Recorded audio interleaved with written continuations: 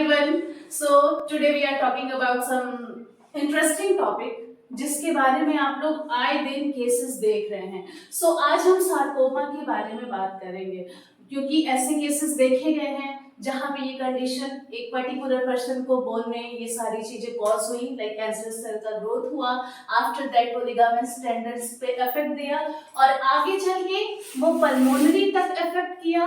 अब मानिए उस केस में अगर एम्पुटेट भी कर दिया गया पर्टिकुलर पेशेंट के उस लिम्ब को, तो भी वो कैंसर तो पल्मोनरी तक पहुंच गया है, तो वो आगे चल के उस पेशेंट की मृत्यु भी कॉज कर सकता है. सो ये बहुत इंपॉर्टेंट टॉपिक है, तो आज हम इसी के बारे में चर्चा करेंगे और इसको ध्यान से आप लोग समझने की कोशिश कीजिएगा. तो फर्स्ट ऑफ ऑल, जैसा कि मैंने बताया, टॉपिक हमारा सार्कोमा है. अब समझते हैं कि सार्कोमा होता क्या है. तो सार्कोमा यानी कि ये एक प्रकार का कैंसर है. अब मैं कैंसर बोल रही हूं तो तुरंत आप लोगों को समझ लेना है कि यानी कि ये मैलिग्नेंट है. ठीक, अब इसमें होता क्या है, तो पर्टिकुलरली ये जो बोन्स होती हैं और उसके साथ साथ जो सॉफ्ट टिश्यूज होती हैं उसको ये अफेक्ट करता है. धीरे धीरे कैंसरस सेल्स का ग्रोथ होता है और एक समय के बाद पेशेंट में बहुत सारे साइन एंड सिम्टम्स देखने को मिलते हैं. एक बहुत अच्छी चीज है, लाइक एज कंपैरिजन टू जो ऑर्गन्स के सार्कोमा लाइक कैंसर्स होते हैं उसके कंपेयर में ये जो सार्कोमास हैं जो लिम्स में देखने को मिलता है, या तो बोन या तो सॉफ्ट टिश्यूज, तो यहाँ पे पेशेंट में लाइक साइन एंड सिम्टम्स देखने को जल्दी मिल जाता है as comparison to other cancers. यहाँ पे पेशेंट को लाइक एक दर्द बना रहेगा, या तो सूजन हो सकती है, या तो पेशेंट कंप्लेन करेगा कि मॉर्निंग स्टिफनेस बनी रह रही है, यानी कि सुबह के समय पेशेंट को बहुत ज्यादा अकड़न जकड़न बना है, दर्द महसूस हो रहा है, या वो कंप्लेन कर रहे हैं कि मुझे चलने फिरने में काफी दिक्कतों का सामना करना पड़ रहा है. तो ये सारी चीजें इस कंडीशन में देखने को मिलती हैं. अब हड्डियों और सहयोगी ऊतक जैसे कि वसा, मांसपेशियां, रक्तवाहिकाएं, नसें, ये सारी चीजें इसमें क्या होती हैं, अफेक्ट होती हैं. अभी हम सॉफ्ट टिश्यूज को थोड़ा और बेहतर तरीके से समझने की कोशिश करेंगे. अब मैंने आप लोगों को बता दिया सार्कोमा बिनाइन नहीं होता है, ये एक मैलिग्नेंट कैंसर है, जैसा कि यहाँ पे मेंशन भी है. अब कहाँ डेवलप होगा यानी विकसित कहाँ होगा, तो ऑब्वियसली आप लोगों को पता चल गया, बोन्स में और उसके साथ साथ जो सॉफ्ट टिश्यूज हैं. अब सॉफ्ट टिश्यूज में क्या क्या चीजें सम्मिलित होती हैं, इसमें बहुत लोग कंफ्यूज रहते हैं, तो आज हम इसको और बेहतर तरीके से समझ लेते हैं. तो यहाँ पे कुछ टाइप्स हैं जो सॉफ्ट टिश्यूज में सम्मिलित होते हैं, इसको आप लोग एक बार बेहतर तरीके से देख लीजिए, समझ लीजिए. तो सबसे पहली चीज मांसपेशियां.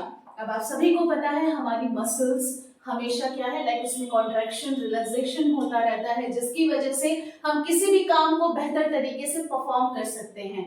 दूसरी बात करते हैं यहाँ पे हम फैट की, यानी कि जैसे आप लोगों ने सुना होगा एडिपोसाइट्स. ठीक है, अब यहाँ होता क्या है, लाइक फैट की क्या आवश्यकता है, तो ये एक एनर्जी स्टोरेज करता है, यानी कि यहाँ पे ऊर्जा का भंडारण होता है. उसके साथ साथ हमारे जो अंग होते हैं उनको थोड़ी सी ये हीट प्रोवाइड करता है, गर्म बनाए रखता है. ये कुछ इसके स्पेशल क्या है, फंक्शंस हैं, एक सुरक्षा का काम करता है. ठीक है, उसके बाद आता है सॉफ्ट टिश्यूज में ही लिगामेंट. अब बहुत बार मैंने आप लोगों को लाइक आर्थराइटिस पढ़ाया था या रूमेटॉइड आर्थराइटिस पढ़ाया था, तो वहां पे भी इसके बारे में बताया होगा. और स्पोर्ट्स इंजरीज में बहुत ज्यादा लिगामेंट टियर या फिर टेंडन टियर देखने को मिलता है. सो लिगामेंट और टेंडन में बहुत लोग कंफ्यूज रहते हैं, तो इस पॉइंट को थोड़ा सा आपको याद रखना है. लिगामेंट मतलब कि बोन टू बोन, यानी कि एक हड्डी को दूसरी हड्डी से ये जोड़ के रखता है. जैसे आप लोगों ने देखा होगा दो लकड़ियां हैं या कोई दो हार्ड ऑब्जेक्ट है, अब उसको जोड़ने के लिए एक रस्सी की आवश्यकता पड़ती है. तो उसी प्रकार हाँ, जहां भी हमारे बॉडी में दो हड्डियां क्या होती हैं, जुड़ती हैं, तो वहां पे लिगामेंट उसको बेहतर तरीके से कनेक्ट करने का काम करता है. तो बोन टू बोन उसको हम लिगामेंट कहते हैं. आफ्टर दैट बात करते हैं टेंडन की.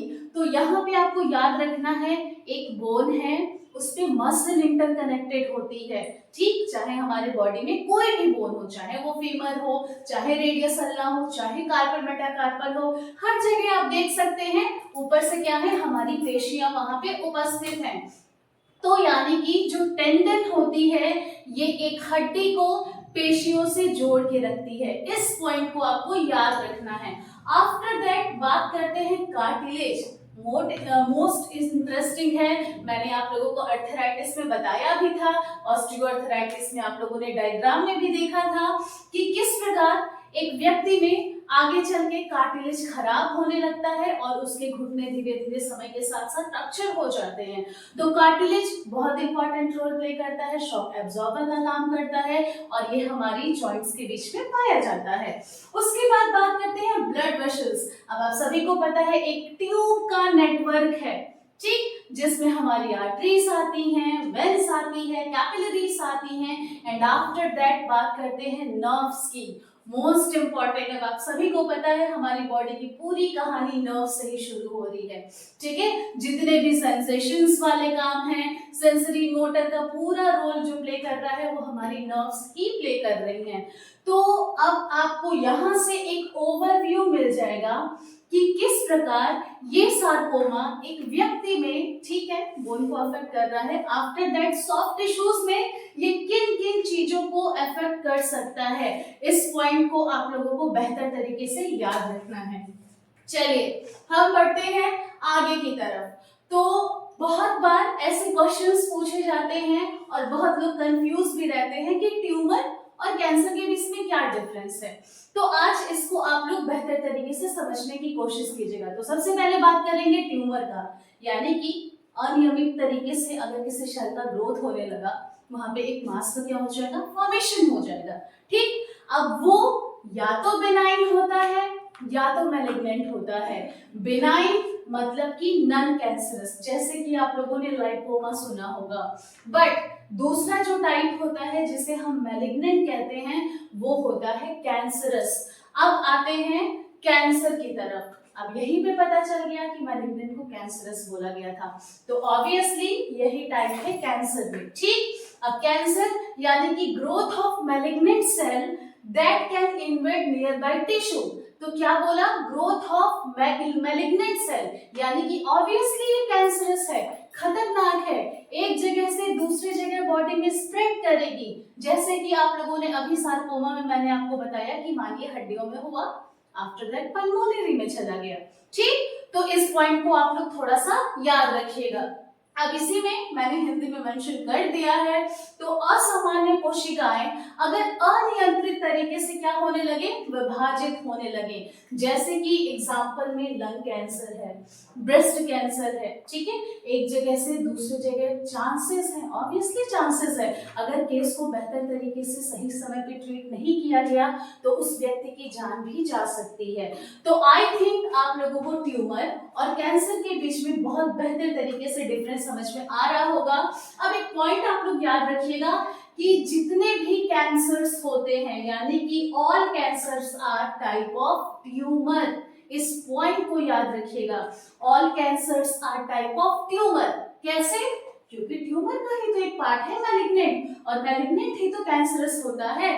बट अब क्या पॉइंट याद रखना है, not all tumours are cancer. हर ट्यूमर को आप कैंसर नहीं कह सकते हैं। क्यों? क्योंकि ट्यूमर में तो एक बिनाइन भी होता है जो कि नॉन कैंसरस होता है। तो इस पॉइंट को आप लोग बेहतर तरीके से समझने की कोशिश कीजिएगा। तो हर कैंसर क्या होती है, ट्यूमर नहीं होती है। इस पॉइंट को आप लोगों को याद रखना है। क्यों? क्योंकि आप लोगों ने देख लिया ये बिनाइन भी हो सकता है, मैलिग्नेंट भी हो सकता है। तो क्वेश्चंस कभी कभी लाइक घुमा के भी पूछ सकता है, तो आपको अपनी तरफ से इतना प्रिपेयर रखना है कि आप उसको समझ सके और बेहतर तरीके से आंसर कर सकें। सो आज के लिए इतना ही। अभी सार्कोमा खत्म नहीं हुआ है, अभी ये टॉपिक कंटिन्यू चलेगा। और अगर वीडियो आपके लिए इंफॉर्मेटिव है ये session, so like share and comment जरूर कीजिएगा। आज के लिए इतना ही, धन्यवाद।